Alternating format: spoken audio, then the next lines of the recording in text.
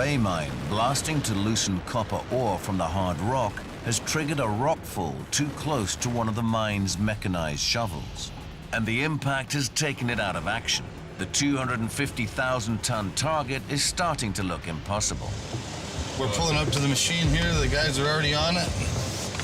The crews are here. We'll pull up here and see what we have for damage. There's only one machine Bill can turn to. The Latourneau 2350 loader is the only machine that can match the shovel's power. Putting pedal to the metal, Eric pushes the loader's 3,300 horsepower engine to the limit.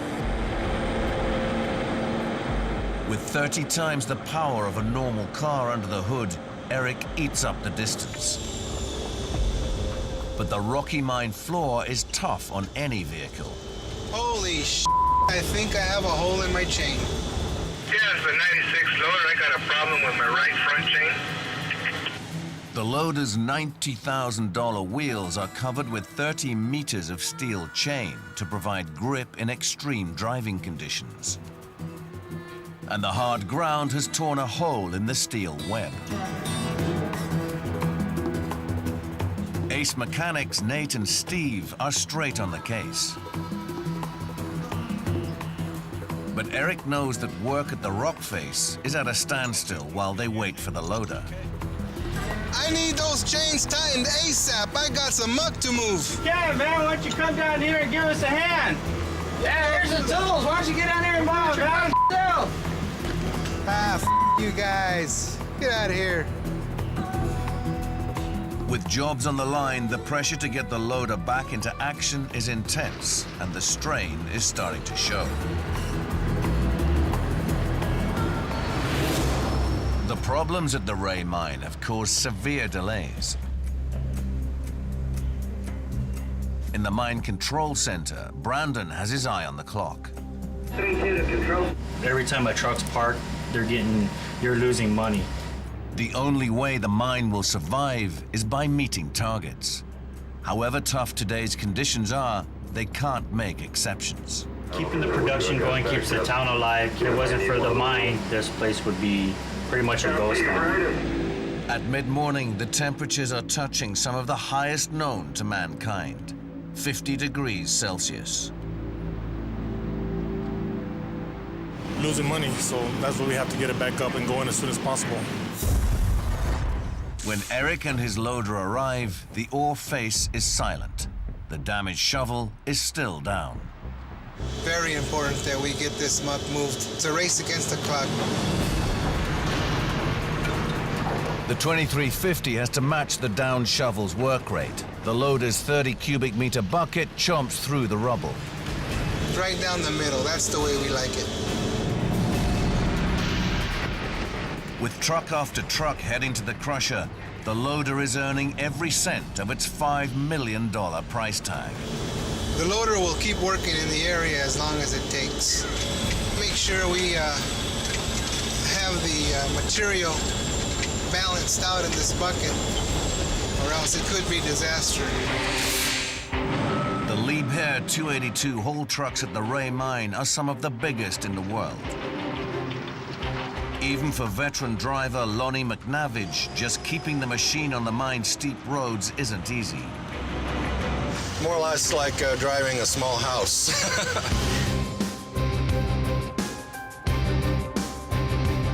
Down in the pit of the mine, Eric and the loader are going great guns. Even with one shovel out of action, they're eating into the daily target. Truck after truck is loaded up and thousands of tons of rock make their way back to the crusher. But just when things look like they're going to plan, a summer storm blows in out of nowhere.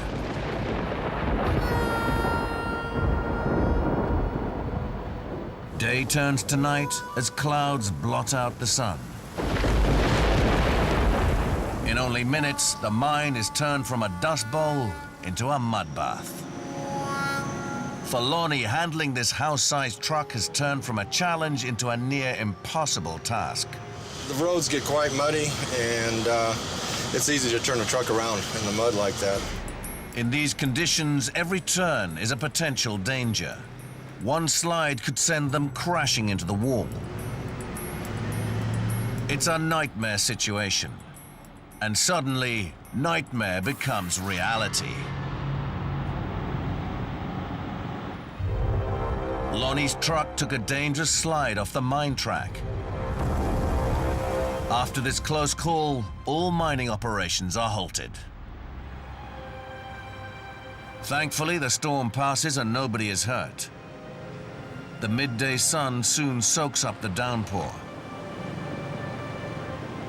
But sliding off-road, the crucial haul truck has punctured a tire and it's blocking the ramp to the crusher. Changing the tire will cost the crew even more time. It's a problem Billy could have done without. All right, I really need this today. All right, thanks a lot, bud. The team are now well behind schedule. They've still got over 160,000 tons to shift.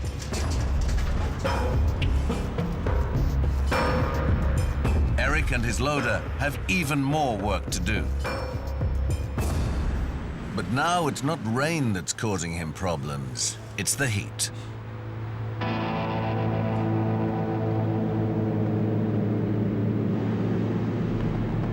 Sand kicked up by the deluge now fills the air. And winds whip up the dust clouds inside the mine. It's a perfect storm for mechanical problems. The heat, the dust, the weather, it's all a major factor. To make up for lost time, Eric is pushing the loader to the limit. But even the mighty machine isn't immune to the conditions. Suddenly, it grinds to a halt. Oh, I think I have an hydraulic leak. I'm gonna have to call the mechanics. The loader depends on its 1,400 liters of hydraulic fluid to raise and lower the bucket. A leak renders it powerless, and the mine is still 100,000 tons short of the day's target.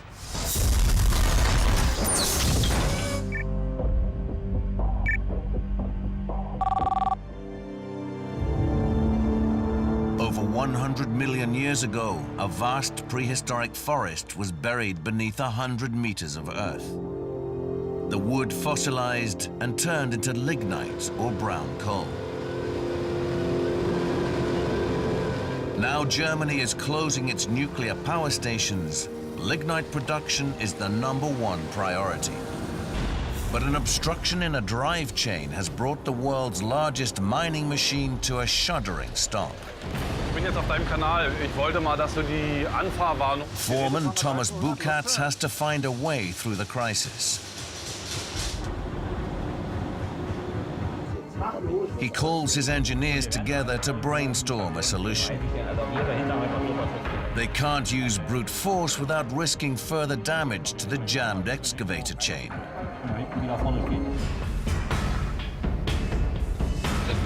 After a few minutes, Thomas and the engineers come up with an idea for a quick fix. They plan to force the blockage out of the excavator chain by pumping the section full of high-pressure grease. Thomas is anxious. The grease pump is usually used for lubrication, and it has never had to work this hard. Eventually, the obstruction disintegrates in the flow of high-pressure oil.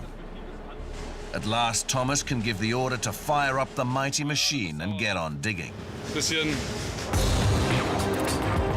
All 3 excavators are back online. Einwandfrei, der 1300 läuft wieder. Wir haben die Kette fertig geschmiert.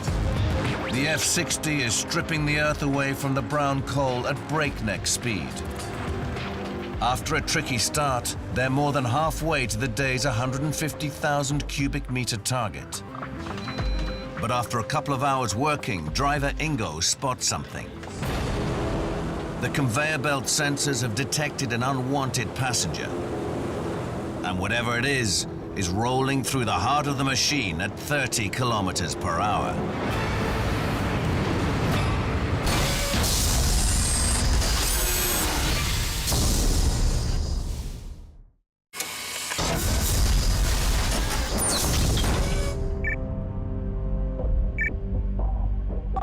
Genschwalde, Germany. At the Genschwalde mine, a mystery object has got onto the F-60's conveyor system. If it's a rock, it could smash the conveyors to pieces. Ingo orders an immediate shutdown for the conveyor belt. Operator Danny rushes down to check the damage.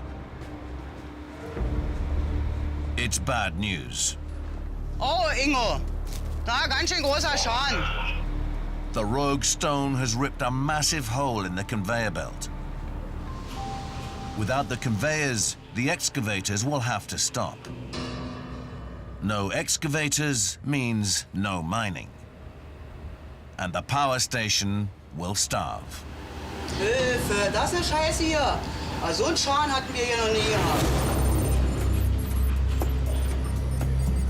But Ingo knows the F-60 has nearly 4 kilometers of rubber belt available.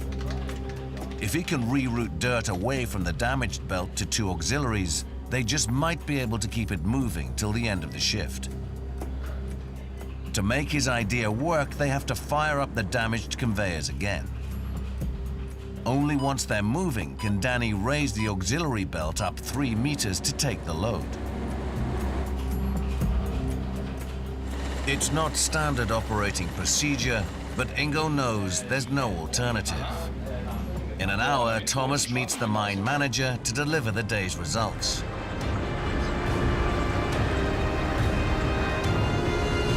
Danny pulls off the rerouting maneuver and the dug dirt is whisked away on the auxiliary conveyor.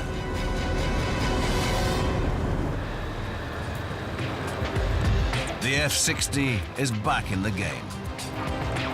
Just an hour after getting going, the F-60 has to shut down for the crew to hand over to the next shift. Foreman Thomas now has to face the mine manager to go over the day's results. The guys behind the desks don't want to know about mechanical problems. They just need to see big numbers. With an astonishing 160,000 cubic meters of earth moved, enough to fill London's Royal Albert Hall twice over, the F-60 has exceeded the daily target by a massive 10,000 cubic meters. Thomas passes on the good news to his crew. Das ist ein gutes Ergebnis. Also wenn man die Leistung erreicht hat, ist immer gut, und wenn man sie überbietet, ist es immer besser. If she can keep on digging at this rate, this veteran of the Cold War will make sure Germany's got the juice for all the heat the nation needs.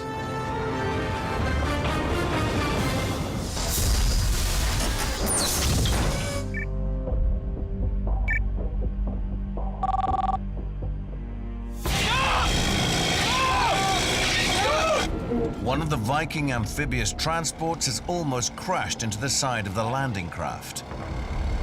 A few more inches and the Viking could have damaged itself and the vessel carrying the entire unit. 2 a.m. The landing craft reaches the far shore, and the Vikings get ready for a night deployment to their battleground. The darkness conceals the biggest, steepest dune complex on the British Isles. It's perfect practice for the extreme terrains of the Middle Eastern battlefields that these men and machines are headed for. All 3 wagons that have got the day-night camera, you'll go full blackout, you'll be on your camera and on your Lucy goggles. And no time we see white light unless, or you're in serious distress where you're going to roll the vehicle or someone's got injured. The complex river crossing has put the operation hours behind schedule. But now the Viking crews have to fight their fatigue to show they can handle their vehicles on the kind of terrain they'll encounter in the field. But just minutes into the night assault, one of the Vikings stops dead in its tracks. The hard day's driving has taken its toll on the brake hoses, causing them to split and lose fluid. Guys can't brake, they can't go across the area, they can't, drive. Can't use it at all. The entire unit is brought to a standstill while the Royal Marines' crack mechanics battle to fix the problem.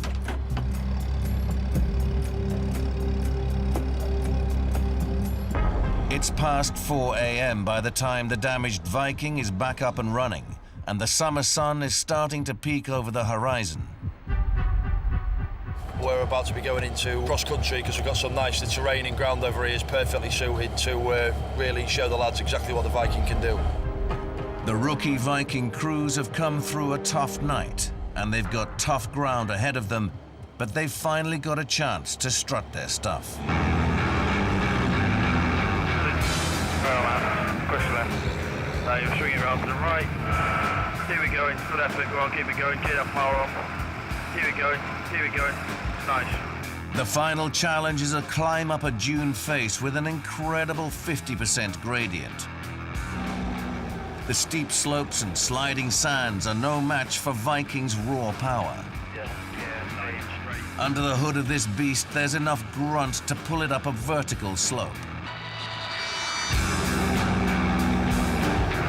0, Roger. Do you have an ETA at my location yet? Over. Yeah, tell him 15 minutes tops. We're on our way back now. Yeah, Roger. The training is tough on man and machine, but these Royal Marines have to be ready for battle. Fellas, listening. Right, it has been taxing. It's been numerous challenges, one after the other.